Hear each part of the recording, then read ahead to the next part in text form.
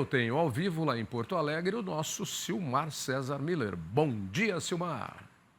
Muito bom dia, meu caro Otávio. Bom dia aos nossos amigos do Terra Viva. A terra não tremeu, mas está tremendo com as coisas que andam acontecendo pelo Brasil e até o Google está dando alerta falso aí de terremoto. Diz que a terra ia tremer aqui em São Paulo. Tremeu nada. O que será que... São Paulo e Rio também, né? Não, ia de São Paulo ao Rio, pegando inclusive o meu litoral lá. Eu liguei lá, perguntei se está tudo em pé lá, para todo mundo. Está tudo em pé aí, as casas não caiu nada, está tudo certo e tal. Tá. Só que faltava terremoto no Brasil. Né? É só o que faltava. Pelo amor dos meus filhinhos, como dizia o Silvio Luiz. O que temos aí para hoje? Daqui a pouquinho a gente comenta outros assuntos. Também sexta-feira, mercado refletindo aqui as tarifas de Donald Trump, que a gente já vai comentar daqui a pouco. Está fazendo uma revolução global e está afetando tudo que é mercado. Bom, mercado financeiro, dólar caindo bastante lá fora e caindo aqui dentro também. O dólar index, que compara a moeda americana com outras moedas fortes, cai 0,5%, que é muito, comparativo de moedas fortes globais, que não inclui a nossa, por exemplo. E aqui também, está acompanhando. Dólar aqui no mercado financeiro do Brasil, mercado de campo, com queda de 0,7%, R$ 5,73. Mercado de ações com alta, lá fora e aqui também. O índice Bovespa na B3 subindo 0,8%. Mercado de commodities agrícolas, predominância de altas. Nesta manhã de sexta-feira, trigo sobe na Bolsa de Chicago, 2,3%, milho também, 0,7%, soja também com alta de 0,7%. Olha, a queda do dólar lá fora é que está dando força para as commodities, que torna elas mais baratas para o importador, portanto, isso acaba se refletindo em aumento de preço em algumas commodities por conta da queda do valor da moeda. Algodão também, mesma coisa, subindo 0,7%, açúcar também 0,4%, açúcar bruto em Nova York. Aqui no Brasil, o boi gordo na B3 dá uma recuperada, está subindo 0,3%, havia caído ontem. Mas na contramão aqui, o café está dando um refresco hoje, subiu muito nos últimos dias, hoje uma queda, pelo menos por enquanto, de 1,4%, o arábica, e o robusto em Londres com alta de 0,2%, na contramão do café arábica. O destaque aqui deu um susto aqui, não deu para ver ainda o que está acontecendo. Suco de laranja despencando 13%. Olha, num dia só é muita variação para um momento só que está acontecendo com o suco de laranja na sexta-feira. Um tombo de 13%. Basicamente é uma correção. Subiu muito ultimamente, havia toda aquela expectativa de faltar suco, e aí saiu aquela estimativa nova aqui do Fundecitrus, mostrando que essa brasileira não é tão ruim assim. A quarta florada aqui veio bem, portanto tem um suco novo chegando ao mercado. Isso já vinha provocando algumas quedas na cotação do suco nos últimos dias. Só que hoje foi um tombo. O pessoal realmente resolveu raspar o tracho aqui, vender tudo que tinha na mão, com medo que fosse cair mais, e dar esse tipo de situação. Um tombo de 13% no preço do suco neste momento na Bolsa de Nova York. É o destaque do momento aqui nas bolsas internacionais. Vamos lá, então, para outras notícias. A Secretaria de Política Econômica do Ministério da Fazenda prevê queda da inflação dos alimentos no Brasil até o fim do ano. O Ministério da Fazenda divulgou ontem as projeções macroeconômicas para o Brasil em 2025. Segundo a pasta, os preços dos alimentos devem recuar com a melhora no cenário climático, prevista a partir de março, colaborando para a queda nos preços das frutas e hortaliças. A estimativa da safra recorde, divulgada ontem pela Companhia Nacional de Abastecimento, também colabora para a queda da inflação, segundo a pasta. A previsão favorável para soja, arroz e feijão devem ajudar na baixa nos preços de cereais, leguminosas e derivados da soja. O comportamento do preço da carne em 2025 também influenciará, com o fim da reversão do ciclo do abate, aumentando a oferta de animais para o mercado. O Ministério da Fazenda projeta elevação de 4,8% no Índice Nacional de Preços ao Consumidor Amplo, o IPCA, para este ano, variação similar à observada em 2024. Estamos aí na metade do mês de fevereiro, praticamente. Agora, essa previsão está valendo? É um chute. E algumas coisas como o arroz e o feijão, você comentou, inclusive, tem comentado aqui, baixaram de preço, né? Dá para acreditar? Dá para seguir nesse caminho aí? O que você acha? Olha, a tendência é essa, Tavinho. Se depender agora da melhora do clima, está melhorando, está voltando as chuvas pouco a pouco. Existem perdas grandes já na produção, especialmente no sul do país, na produção de grãos, especialmente soja. Mas está sendo, estatisticamente, pelo menos, compensada por aumento em outros estados. Então, ainda existe a perspectiva de uma boa safra de grãos e isso contribui para manter os preços mais estabilizados. O preço do arroz vem caindo, inclusive, por conta de uma safra maior, que já está já vai começar a colheita. Portanto, isso é realmente um fator de alívio para a inflação. O produtor não é uma boa notícia, quer dizer, a boa notícia é a boa safra, né? O preço não ajuda muito. Agora, para o consumidor, realmente pode parecer começar a aparecer um alívio aqui no preço de alguns alimentos básicos, feijão é um deles, arroz é outro. Carnes pode dar uma estabilizada também, inclusive carne bovina, o preço do boi está caindo, ou seja, não ajuda muito o produtor, mas está ajudando o consumidor no combate à inflação. O dólar está barato, isso ajuda também, diminui o impacto de produtos que são importados ou que dependem de cotações internacionais, esse é outro fator que ajuda. Agora, tem um imponderável no caminho aqui, que ainda não se sabe qual foi o efeito disso aqui na nossa inflação, inclusive de alimentos. É Donald Trump, né? Ou seja, tarifaço para tudo que é lado. Ontem anunciou uma novidade aqui, que é uma tarifa generalizada aqui, de empatar tudo que é tarifa lá que é cobrada dos produtos americanos, ele vai colocar também nos produtos que ele importa de outros países. O Brasil está sendo afetado por isso. E vários produtos aqui que têm tarifas diferentes, o etanol é um caso, né? O Brasil cobra 18% para barrar a entrada de etanol americano aqui no Brasil, e o etanol brasileiro entra nos Estados Unidos pagando só 2,5% de imposto. Então, quer acabar, quer empatar o negócio. Então, quer que o Brasil comece a importar etanol dos Estados Unidos. Existe... Precisa ver se essa conta fecha, né? Porque vai fechar, porque o contrabando de alguns produtos de miudezas na Europa, entre fronteiras, tem um vício, que os contrabandistas costumam usar números redondos, né? Eles não gostam de números quebrados. E nesse caso aí, os 2% contra os 18%, está um número quebrado. Eu acho que vai ficar um número redondo. Não sei, vamos falar do Trump? A gente vai falar sobre isso daqui a pouco lá. Eu vou juntar até dois materiais que eu tenho aqui, para ficar... Lembra antigamente que tinha aqueles doces 2 em 1, 3 em 1, era marmelada, figada e goiabada, goiabada e pessegada. Então, eu vou fazer um 2 em 1 aqui, dos dois materiais que eu tenho, para a gente juntar tudo para falar do Trump e do que acontece também no Brasil. Mesmo porque parece que houve uma mudança de posição do governo brasileiro, até então preferindo negociar e com cautela, né, em relação às medidas adotadas pelo Trump. E o ministro da Fazenda, Fernando Haddad, defendeu cautela diante das medidas anunciadas pelo presidente dos Estados Unidos. O presidente norte-americano anunciou que aumentará tarifas para aço, alumínio e etanol, produtos exportados do Brasil para o país. Haddad disse que o Brasil não precisa temer as medidas do governo. Afirmou que a balança comercial entre os dois países é superavitária para os Estados Unidos, nos setores de bens e serviços.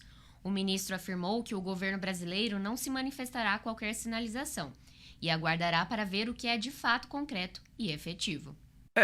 É o que estava parecendo que ia acontecer. O Brasil preferia negociar. Nós até comentamos ontem aqui, o Silmar, que é um bom caminho, não ficar peitando, mas o Brasil parece que mudou de posição, porque lidera aí as medidas tomadas pelos países. O Brasil é líder do BRICS, está liderando aí a questão dessas medidas, ricocheteando aí o que o Trump está fazendo e pretende fazer. Mas o presidente norte-americano diz também que o BRICS não representa uma ameaça para o seu país e que o bloco econômico começa a causar problemas para os Estados Unidos. Medidas mais duras vão ser impostas, disse o Trump. Portanto, não sei se é uma boa hora do Brasil liderar a oposição ao Trump via BRICS. Vamos lá. BRICS was put there for a bad purpose. And most of those people they don't even want to talk about it now. They're afraid to talk about it because I told them if they want to play games with the dollar, then they're going to be hit with a 100% tariff. the day they mention that they want to do it, and they will come back and say, we beg you not to do this. BRICS is dead since I mentioned that. BRICS died the minute I mentioned that. Those countries won't trade with us. We won't trade with them. And if any trading gets through, it'll be 100% tariff at least. Bom, tá aí o Trump jogando mais uma vez. E aí o Haddad disse que o Brasil tem que ter cautela. A gente tinha até comentado ontem aqui que a posição do Brasil era de negociar, que era boa, mas liderando um movimento contra as medidas do Trump via BRICS, o Brasil toma uma posição que pode tomar ricocheteio de bala aí diretamente para nós. Enfim, mas o Trump continua sendo o grande jogador. Lembra que nós comentamos ontem? Perguntei até onde ele vai, Silmar? Com essas peitadas dele. Ele é jogador. Ele já propôs uma reunião com o Putin e o Xi Jinping, inclusive, né? Primeiro ele bate, depois fala, opa, peraí. Conhece essa técnica? Ele continua jogando, ele é um bom jogador, tanto que ele não impôs data, né, para início de vigor dessa tarifação uniformizada aqui para todos os países, vale para todos os países, não tem exceção agora, não é uma coisa selecionada. Qualquer país que cobre mais, ele vai taxar da mesma forma lá. Então, realmente ameaça com uma penalização generalizada aqui, mas não botou prazo. Ou seja, está claro que ele está chamando para negociar, né? Não ficou prazo nenhum, nem se é um mês, daqui a 3 meses, daqui a 1 ano, ou seja, simplesmente largou no ar. Então, simplesmente é aquele tipo de negociação, de estratégia que ele está adotando para chamar para negociar. E agora resolveu fazer isso com o mundo inteiro, dar uma apressada nessa agenda. Então, eu diria que até o Brasil aqui, nesse sentido aqui, está esperando para ver o que acontece. Em princípio, não vai fazer nenhum tipo de retaliação, embora já exista essa possibilidade de ser taxado aqui alguns produtos, como é o caso do etanol, do aço brasileiro, mas quer esperar realmente para ver até onde vai esse prazo, para poder ter tempo aí de dar uma barganhada, ou seja, sem susto por enquanto. Uma outra coisa é essa ameaça do Trump aqui de impor uma tarifa de 100% contra os países do BRICS. Tem toda uma agenda própria aqui, inclusive, de criar uma moeda comum para suas negociações, abandonando o dólar. É o que está incomodando os americanos. Abandono do dólar, que é a moeda de negociação internacional, e isso que faz com que Trump lance essa ameaça de taxar em 100% tudo que é produto desses países, que são países importantíssimos, e nisso aí já houve uma reação. O bloco aqui, no momento está sendo presidido pelo Brasil, que inclui a China, a Índia, são grandes potências emergentes também, já deixou clara a posição. E vão continuar nessa agenda aqui de criar sua própria moeda, de transações aqui diretas entre os países, sem utilizar dólar, caso tenham interesse em fazer isso, caso não queiram utilizar a moeda americana. Ou seja, já houve uma reação conjunta aqui, contrária a essa, um posicionamento bem claro em relação a essas declarações do Trump feitas ontem. Realmente parece que assustaram meio mundo aqui, mas aparentemente não foi o susto suficiente para barrar a iniciativa do BRICS, que está crescendo, inclusive com a junção de novos países que estão sendo agregados, isso justamente para eliminar um pouco a excessiva dependência do dólar e da economia americana. Então, isso parece que não muda. Ele joga. Agora, se taxar 100%, aí, como diz aquele ditado, coça a cabeça e aí lascou, hein? Aí lascou. Não tem. Ele está jogando. Ele está jogando. E deu até uma maneirada, eu diria, porque está sendo menos contundente do que se esperava no início. Esperava que ele fizesse isso de cara. Está fazendo agora calmamente, passo a passo e sem fixar prazo. Isso que chama atenção. Pois é, vamos aguardar. Vamos aguardar e ver o que acontece. Tá? Sexta-feira hoje. Sabe que eu fui de manhã. Às vezes as pessoas tomam algumas medidas, né? Pessoas em alto escalão tomam algumas medidas sem mais ou menos imaginar o que está acontecendo. Eu fui de manhã comprar um azeite de oliva. E você sabe que azeite de oliva agora tem cadeado antifurto, tem que desbloquear. É um zirigudinho. Mas fui num mercado ali próximo de casa e fui comprar o azeite, uma grande rede até. E o azeite não estava no lugar que sempre fica, né? Rodamos o supermercado, não achamos o azeite, chegamos no caixa, cadê o azeite? A moça falou, está aqui atrás da moça do caixa, bem guardado. Falei, bom, suponho que deve estar aí porque as pessoas estavam roubando, né? Ela falou, exatamente. Falei, então, mas eu posso entrar aí para dar uma olhadinha? Qual que eu vou querer comprar? Ah, não, é proibido. O supermercado não deixa, a direção não deixa. Eu falei, mas eu quero ver prazo de validade, eu quero ver origem do azeite, qual é a marca. 3, 4 eu conheço, 5, 6, 7, 8, 9, 10 eu não conheço, aparece algum... Ah, o senhor não pode. Eu falei, você quer registrar aí, por favor, o meu protesto, ou eu vou ter que ir lá no saque? Ela falou, não, mas não é culpa minha, senhor. Eu não falei que é culpa sua. Eu falei, agora, se eu sou um cara chato, e você vai pegar um chato pela frente, ele vai pedir para você trazer um azeite de cada vez para ele aqui, para ele olhar, ler o rótulo, ver o prazo de validade, e falar, esse eu não quero. Vai, um por um. Você tem 25 marcas de azeite. Você já imaginou o tempo que você vai perder? Não, o senhor tem toda a razão, mas a culpa não é minha. Eu falei, não, não é sua. É que tem gente que toma a medida lá em cima, de um jeito esdrúxulo. Não, não, esconde, porque estão roubando.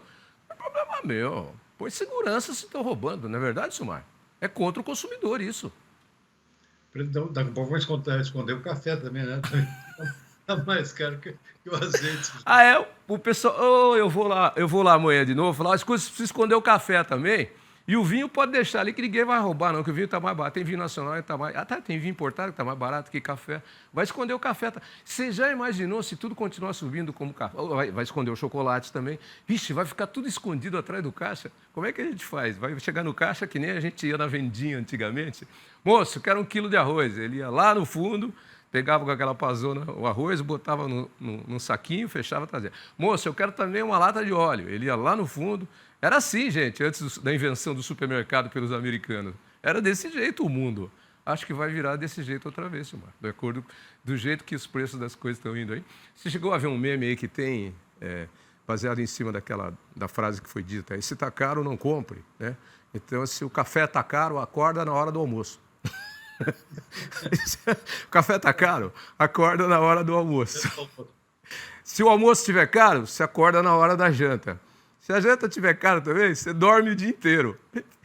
E fica 6 meses sem comer, porque diz que vai melhorar em junho, é isso? Então, tá de brincadeira.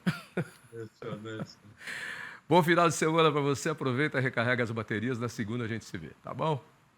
Boa tarde, bom fim de semana também. Abraço. Abraço, Marcos.